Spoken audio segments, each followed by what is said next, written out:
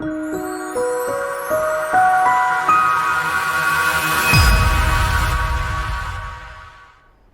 are in Bangkok, actually in the heart of the city, at the Landmark Hotel, and we are going to have a very interesting discussion together with the general manager of the hotel, Mr. Francis Zimmerman.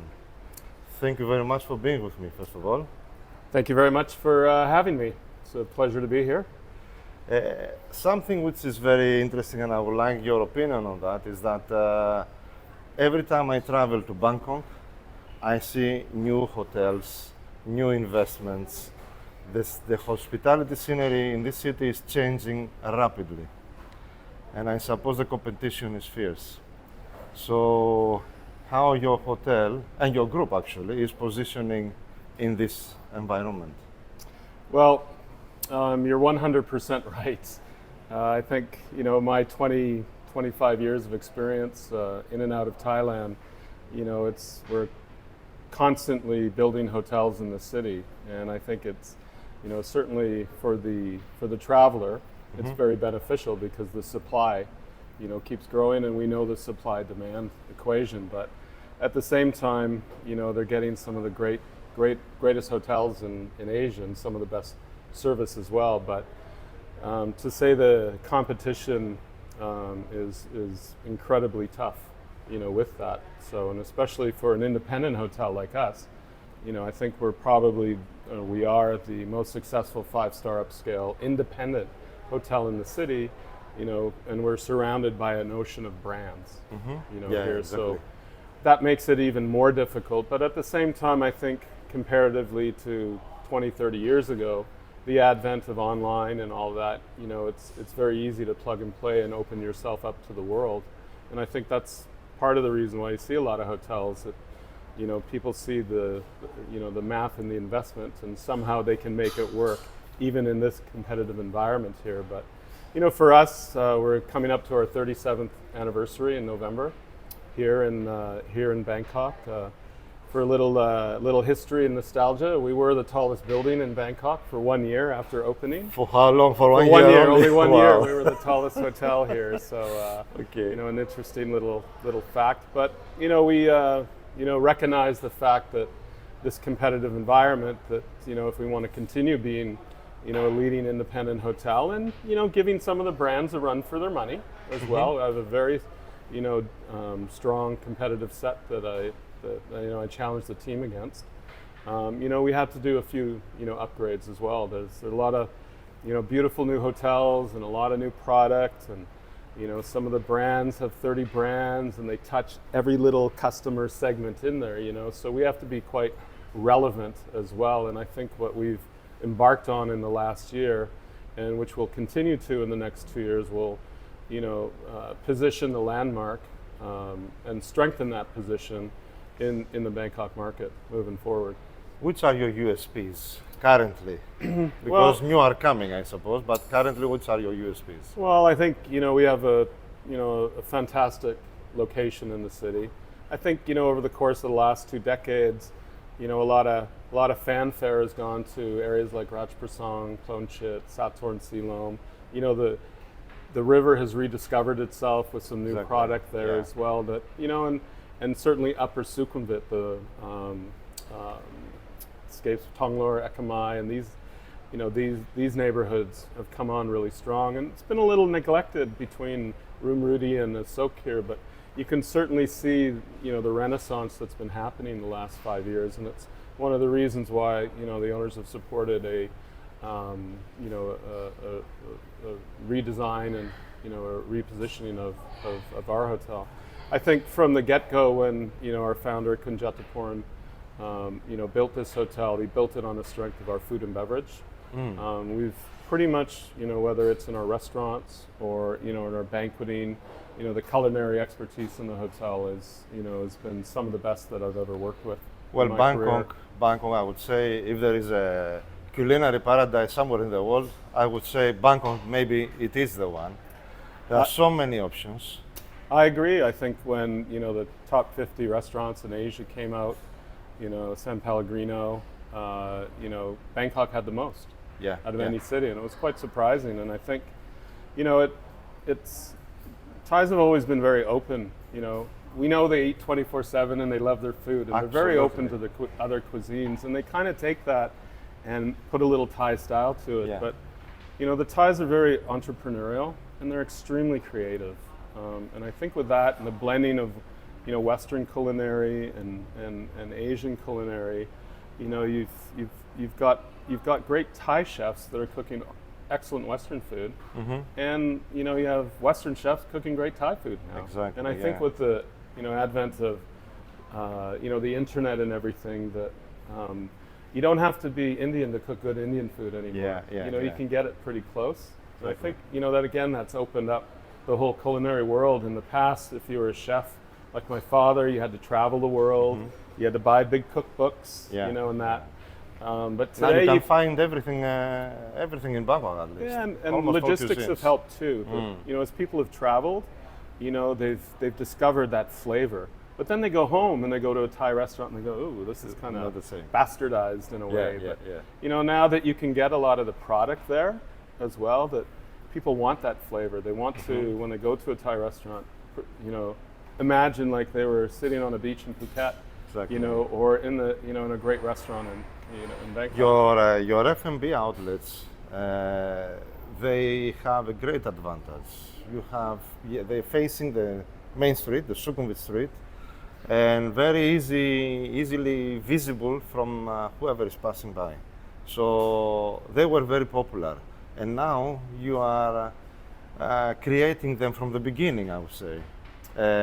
Some of them, the main ones. Actually, now we are in the atrium, Correct. which was the main restaurant of the hotel, Yes. and now it's completely renovated. So what have you done here? Well, we've enlarged the restaurant. We moved our lounge into a section of the lobby that was not used to make it a little bit more interactive. In Asia, lobby lounges are still quite popular, and people like to be in the lobby and having coffee or drinks and that. So, we added a little bit of life to an area that was not revenue producing or anything. And because of the popularity, despite a little bit of the age of the restaurant, but we had very popular dinner buffets that we were using half the Rendezvous Lounge anyway. So we decided to expand the entire area into the new atrium where we're sitting, and we're a soft opening for breakfast tomorrow. So we're out and everybody's timing quite to be busy here. running around to get ready for tomorrow's breakfast service. But it was an interesting space. We contracted a local designer, and we used a lot of different designers. I think that it's beneficial because they have their own ideas for one specific area. We used a local called Paradigm Shift. They've done some excellent restaurants in the city. Great Thai couple to work with. And we wanted a little bit of the history of the atrium, and we wanted to keep a little bit of the Thai roots there. And and with a little bit of a difficult space, how we put together. We have 7 cooking theaters, which our bakery, our garde manger, our Asian. We've created a Somtam theater, seafood theater, a Western, and what I think is one of our USPs for this restaurant will be our Japanese, because we have a full Japanese theater. And a lot of buffet restaurants, provide the sashimi and the sushi and The maybe one typical, other typical. But we'll have robata, we'll have tempura, we'll have ramen, and available at dinner, and varieties of that, moving forward. So I think, and the Thais love Japanese. I think it's the second favorite food here. First, obviously, being Thai, and then Japanese. Absolutely, so I think that's going to be a key USP. And the fact is that it's really a la minute dining as well, that these theaters, we're not putting out a mass amount of food. Everything's going to be prepared in small portions, prepared fresh, some of it delivered, some of it that you can pick up. And we've spread the theaters all around the restaurant, so it makes it a little bit interactive. And you can see a little bit here that, just being elevated above, one floor above the street, that we've changed all the windows, floor to ceiling. And you can see the beautiful, greenery that you don't really notice when you're walking the streets of Sukhumvit, because people got their heads down and they got straight. And when you look up, you don't see very much anyway with Sukhumvit. So, Yeah, I think, and that's. And a lot of you, the majority probably of your tables, they are facing the. Yep, the we street made a outside, priority the that life we've. of city. This is Sukhumvit Row right here, Yeah. so we've got the lights and people can enjoy. While all the activities happen in a little bit more internally, we've put, I would think, about 70% of the seating. We have 210 seats in here 210, nice. now. All along the Sukhumvit window area. How many rooms, if I may ask? We have 400 rooms. 400 rooms, okay. 399 for the hotel. So, this is a key cornerstone of the hotel and our success. What we're really excited about as well is in a few months we'll be opening the Quad Sukhumvit Eatery, which is our ground floor. So Atrium is the first phase of the renovation. First phase, we also did the facade. We felt it was important that, we were maybe a little bit of a billboard. Okay. That people passing on the BTS, they didn't recognize the landmark anymore as they passed by because it hasn't changed for 36 years. So, we made the investment and the effort to, tease people a little bit to say, hey, well, look, the landmark's a little bit different. Yeah. Let's go check it out. Did they do something inside as well, which we have, and we have a very unique offering in a terrace. Like a lot of the places along Sukhumvit just kind of have a little bit of a step balcony, or you're looking out from inside. Yeah. Where we have this terrace, and which is very popular, and particularly during high season when there's non-rainy season. Unfortunately, I can't boast that I have a rooftop, like a lot of others, but I have a terrace which is its own unique I would say aspect. it's very appealing and attracts people, to. Over the course of the last come. 12 months, we were fully transparent in terms of our, renovation notices and everything. And, for the most part, it never affected your stay experience. But I would say that, not really a complaint. One of the things I got most was, my favorite restaurant's closed. Yeah, I miss sitting on the terrace, because it's such a great people watching, area there, and a lot of diversity as well. So it's a really fun place, and with the Quad Sukhumvit Eatery coming, I think it's only going to get much more fun as well. It's a place, that's going to be something for everybody, quality over quantity, and good value. You're gonna, as you come across the terrace, as you go in now, you'll be welcomed with a very large bar called Cuckoo. Yeah. Okay. Cuckoo Bar, which is a little bit mysterious and a little cuckoo. Okay. Which will be focused on some great highballs. I think there's not a very good highball culture here. A lot of the mixology's there, but I think good crisp highballs, and of course a line of beers, and we're gonna have some wine on tap again. And then you move over, our bakery has been no longer the Landmark Bakery, it's called Cupping, Bakery and Coffee. And we have a new bakery team, and some new invention, but our key USP there will be that not only will there be some of the baked items they'll be fresh, but there'll also be a selection of 20 a la carte desserts. So you can come in, sit down, and order a fresh dessert, cook cookie a la mode or something that's done fresh for you. How are you planning to keep the interest of your guests high, month after month, year after year, in your F&B outlets? Well, that's, if I can finish, we also have a little Italian, artisan Italian, kind of like known as cucina. It's focused on Palla Romana pizza. Okay. And I have some thoughts on pizza. All right. And we have a fresh pasta. All our pasta is fresh, but it's not the egg pasta. It's proper, seminile. We invested in the machine, so every day there'll be fresh pasta. And porchetta and ciabatta sandwiches are our three mainstays there. And we've created a little bit of a signature dish, and I guarantee you, the meatball and the focaccia, when you have this, you'll be craving more. It's outstanding. Oh, looking forward. In the back, we have something called Meathead. Okay. I kind of name it. I have 4 children, and I have twin boys. We're 3 and 4, so I always call them meatheads. Okay. But it's a bit of the smash burger craze, which is here, which we have, but we've added a different element to it. We give you a choice of 2 different buns, which we bake in-house fresh, and then you have a choice of either smashing it or broiling it. And of course there'll be some other things and a pre-fee, like almost like a Café de Paris idea, where salad and then your steak and then endless fries. But we've kind of tweaked that a little bit, and a little bit of a bourbon bar. So some of our Nice. bourbon shakes are very good, so that'll add a Lovely. bit. And of course, we have the Greenhouse restaurant, which for me is a very generational restaurant that, when it was open in the early days, joke Landmark for the congee, which is famous for, and Chef Bai. It was interesting when I got here and I studied a little bit, and what are we going to do? I called it generational because, the first generation came here and they brought their kids. And it being a 24-hour restaurant, when those kids became 19 and 20 and they were out clubbing late at night, it was a great place for them to come at 2 a.m.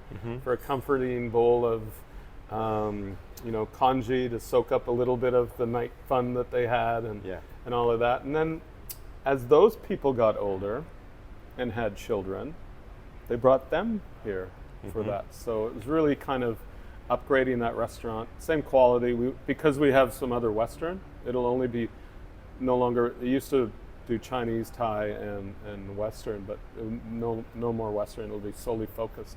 And we've kind of opened it as well that, as people walk by, there's going to be some eye-catching, as they walk by, whether it's to the right or left, depending on which way they go, to help attract them.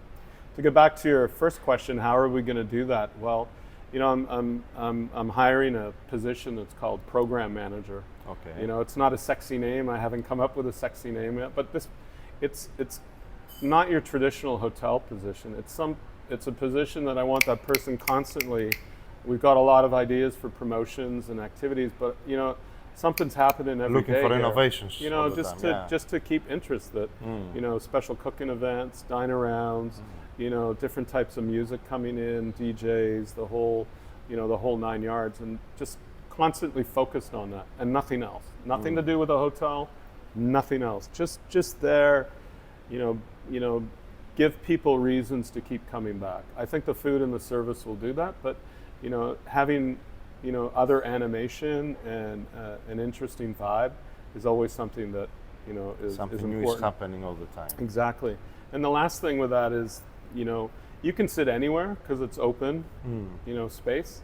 That, if you're there with your friends and let's say you're sitting in Meathead and a couple are having burgers and a steak, but you feel like a congee, no problem.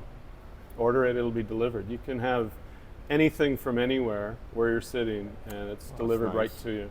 Convenient, as well. convenient. Yeah, you don't have to sit in that area to have it. You can, we'll have our menus, but there'll be a QR for the others, and all our systems are integrated, so it doesn't matter. Oop, change that. Oh, you want a congee? No problem. Here you go. It's coming.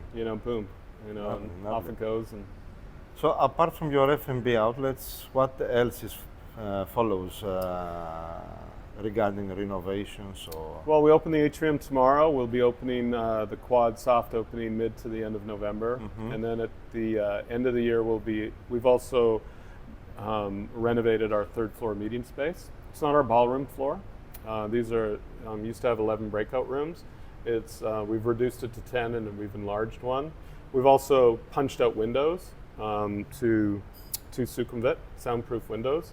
A lot of meeting planners today, are always looking for some natural light, so we thought that would be a nice innovation. And the floor itself, I've never thought it was ahead of its time, in a way, with a communal bar and everything, but was maybe never maximized to that. So we're going to be putting a little bit more emphasis into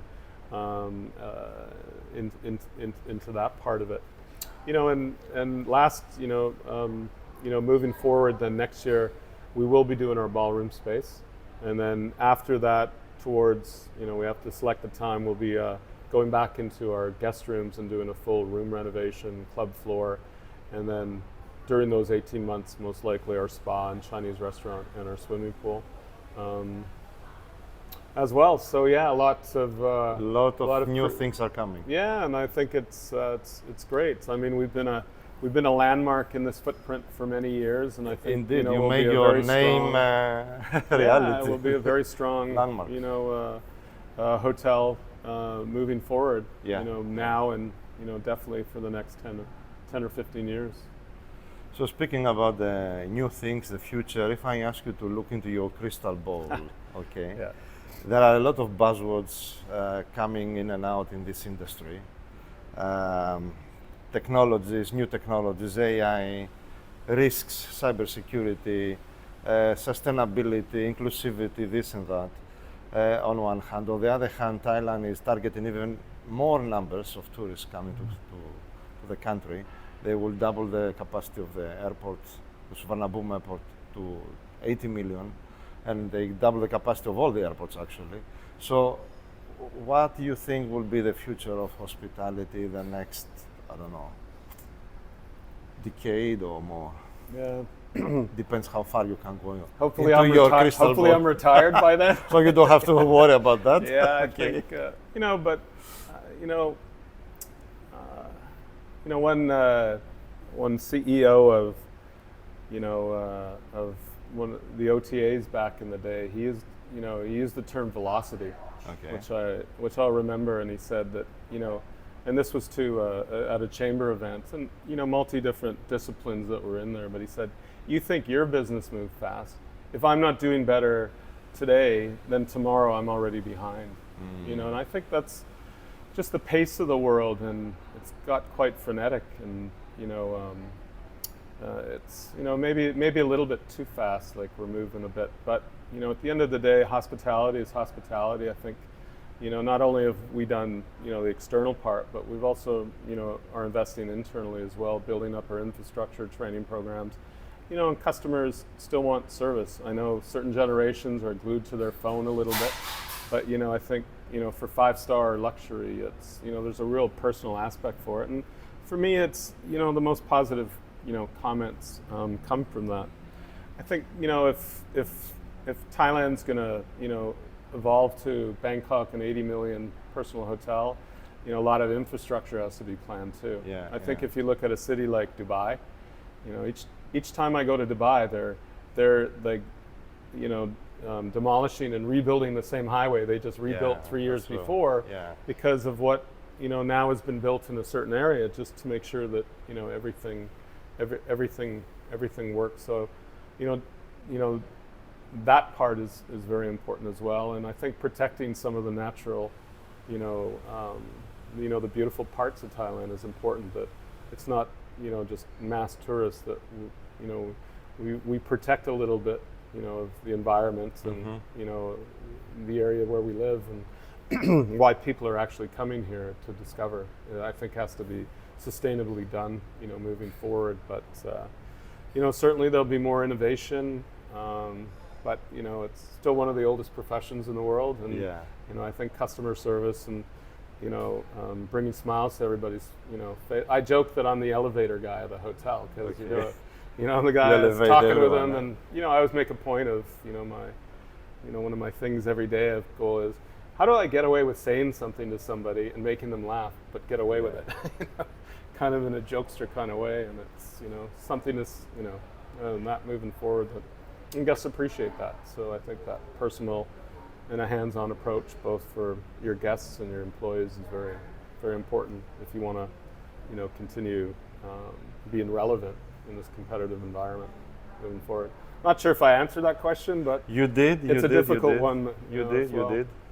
I keep that no matter what technology is bringing to our industry, hospitality is still a face-to-face service. Yeah, I mean, cannot be changed. Some of those robot We hope. machines that cook your food that you've seen that rotate and it cooks and then it yeah. dumps out. I don't know. I mean, it's it's a little bit too transactional, and I think that we've lost a little bit of our human touch. Yeah. As humanity a little bit. That with the advent of technology and everything, it's quite easy sometimes. It's convenient, and the world is moving faster. If you didn't have that, then you'd be pretty slow. So it's good, but it's good to take it in measured doses as well. I think having your feet on the ground a little bit, and relating to people, and which is it's good for your health as well. The phone is not good for your health. True. But talking with people and being with family, friends, colleagues, and all that, I think is it's great for your mental and physical health, very much. Indeed. Yeah. Thank you very much for your time. Well, thank you as well. It I was appreciate very it. interesting. Thank you.